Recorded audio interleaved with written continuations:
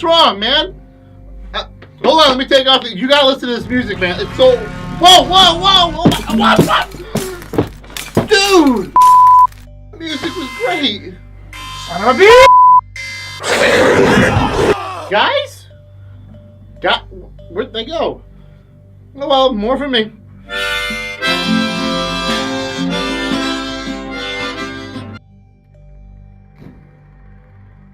Hey guys, Big Red 589 here with Q. Get tech.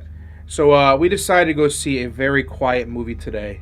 Yeah. So quiet that you could hear people breathing and eating popcorn in the theaters. Yeah, and the ventilation system kicking on and off. Yeah, that too. it was very awkward and just so we went to see A Quiet Place. Yeah. Literally A Quiet Place. We've been waiting to see this movie for a while since the trailer came out, and I was excited to go to it, and it did not let me down except for a part of the ending. Yeah. But no spoilers with this one. We're just gonna tell you guys how we feel about the whole thing. Yeah, for the most part, I really enjoyed it, and I'm not going to tell you the style of ending it has because it'll give away the ending, because I would tell you why I like it, but you'll see it then. But I personally really enjoyed it, and I'm sure if you know who I am, and I'm sure you've listened to our podcast, you know what I'm talking about. You can put the clues together. But I personally think it was a really great movie and really well done. And for John Krasinski to write it, produce it, and his wife started it, he started it. It was amazing. And the thing is, like, the movie trailer itself kind of ruined it in some sense, though, because I kind of gave away the whole plot points of the movie. So, like the first one came out, you thought, oh my god, this is really weird. And the second trailer came out, you go, oh, we're talking about alien invasion. So the ending will be the spoiler, but the trailer ruined kind of like, the whole plot points from the whole movie in my book when you went to go see it, because you already knew what was happening. But it didn't really ruin the experience when you were in theater watching it, though, because it made you feel awkward. Like, I hate just the thought of, like, there's quiet, there's no noise, it's just static in the background of what's going on in this area they're in. And you know what the movie reminded me of the most? It reminded me of M. Night Shyamalan Signs. Yeah. And I'm like, this is like an updated version of M. Night Shyamalan Signs. So I'm like, wow, this is really cool. The only thing is these aliens are not allergic to water.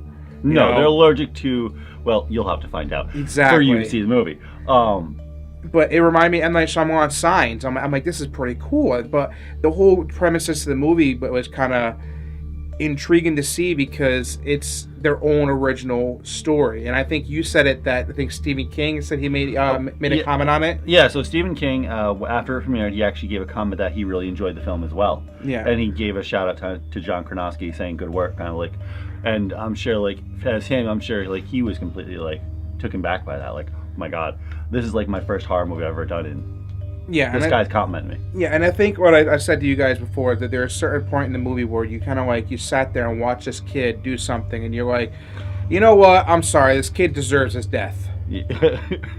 Yeah, so it has a lot of moments like that. There's a lot of cringe moments because the movie is very quiet. So any little sound, you yourself as an audience member going, oh my god, don't make a sound, don't do that, don't do it. Oh God! Especially when the wife was walking down the stairs. Oh man, that was I think the whole audience reacted on that one. Oh my God! I could see some sequel or prequel possibly in the making in the future. Yeah, kind of like how but I would say if they did it more like Cloverfield. Yeah. How they're not the same. It's not the same group of people, but it's a different group somewhere else.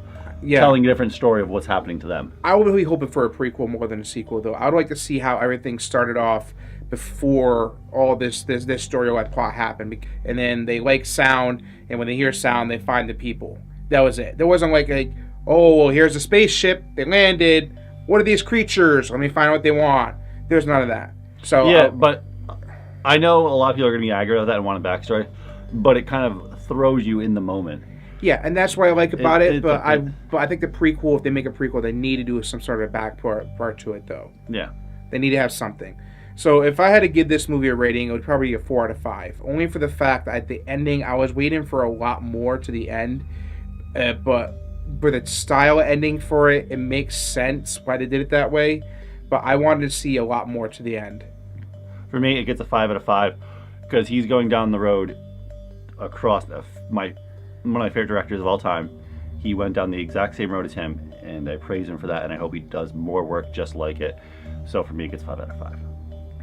So, what's the next movie you think we're gonna see next? Hereditary. All right, so guys, look for Hereditary. That's the next one on the line. So this has been Big Ben Right 589 Q, get teched.